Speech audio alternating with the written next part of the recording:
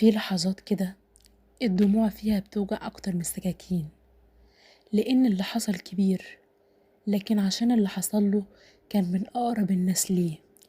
في أب نبي ربنا اصطفاه واختاره وقاله يا نوح قومك غرقت في الظلمة شدهم للنور. وقام نوح عليه السلام بهدوء المؤمن وقوة اليقين، وابتدى رحلته هو شايل هم الدنيا على ظهره 950 سنة، وهو بيدعي ويدعي ويدعي، وكان بيقابل السخرية دايما بالسكوت، والضرب بالصبر، والخذلان بالدعاء. كل يوم يصحى الصبح ويمشي في الشوارع وينادي يا قوم اتقوا الله، ارجعوا للحق، هو خالقكم هو الذي يرزقكم. لكن القلوب كانت ميتة، والأذن كانت مقفولة، والعيون كانت مش شايفة. قالوا عليه مجنون وقالوا عليه كذاب، صنعوا له تماثيل من طين وسجدوا لها، ونسوا إن اللي خلق كل دوت الطين هو ربنا. بس نوح ما وقفش، عارف ان الطريق طويل وانه مش بيشتغل عشان نفسه، ده بيشتغل لله.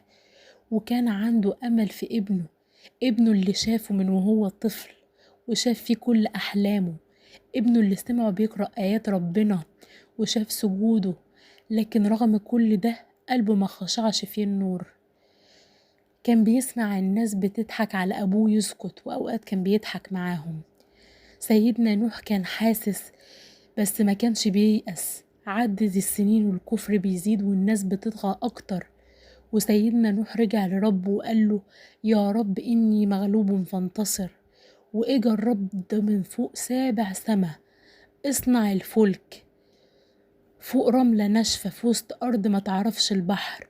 وفعلا ابتدى سيدنا نوح يصنع السفينة، وكانوا الناس يعدوا عليه ويضحكوا ويقعدوا يسخروا منه. ايه يا نوح، هو البحر هيجي لحد هنا؟ بس هو كان بيرد لهم بس كلمة تقيلة قوي، ان تسخروا منا فإنا نسخر منكم كما تسخرون. وكان كل ضربة مطرقة على الخشب بتقوله اصبر، قرب الفرج، ربنا صادق. وجم الحيوانات طير ووحوش يدخلوا السفينة أزواج أزواج، وكل ده حصل بأمر الله. ولما جه الوقت قال له ربنا احمل فيها من كل زوجين 2، وأهلك إلا من سبق عليه القول. يعني في حد من أهله مكتوب عليه الغرق.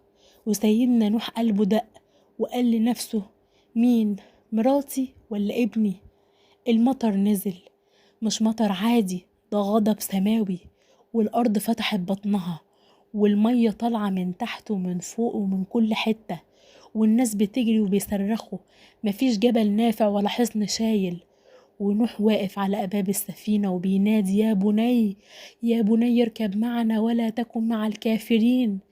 ابنه بصله من فوق وقال له، وهو واقف بعيد فوق صخرة عالية لابس كبرياء، وقال له بصوت كله عناد سأأوي إلى جبل يعصمني من الماء. يا لو تعرفوا إحساس نوح وقتها، شاف ابنه بيغرق في ظنه، وفاكر نفسه هينجو وهو بيغرق في الغرور. قال له نوح وصوته بيتقطع لا عاصم اليوم من أمر الله إلا من رحم. لكن الرد ما جاش. الرد كان موجة عالية زي جبل خبط في ابنه وغرق. وسيدنا نوح وقف وسكت وبص للسما وقال يا رب، يا رب إن ابني من أهلي، هو مش بس ابني، ده ضنايا كبر قدامي ازاي يغرق. وربنا رد عليه بكلمة تقسم القلب، إنه ليس من أهلك، إنه عمل غير صالح.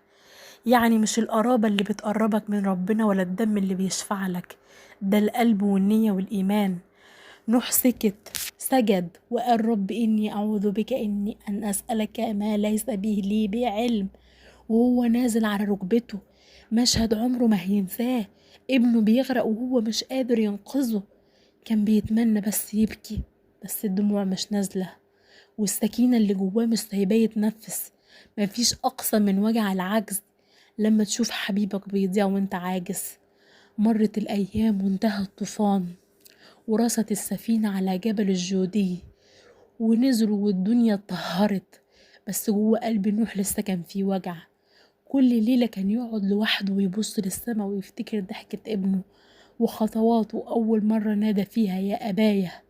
بس الندم كان على كل حاجة، إنه ما قدرش يهديه رغم إنه هو كونه نبي. ما قدرش يزرع الإيمان في قلب ابنه. ودي كانت من أصعب الحاجات اللي مرت على سيدنا نوح. اللي بينجيك إيمانك وطاعتك وقلبك النضيف. ربنا قالها بوضوح: إن أكرمكم عند الله وأتقاكم. يعني يا رب ثبت قلوبنا ولا تورينا في ضنانا اللي شافه نوح، ولا تكتب علينا لحظة ندم على بعد حبيب بعد فوات الأمان.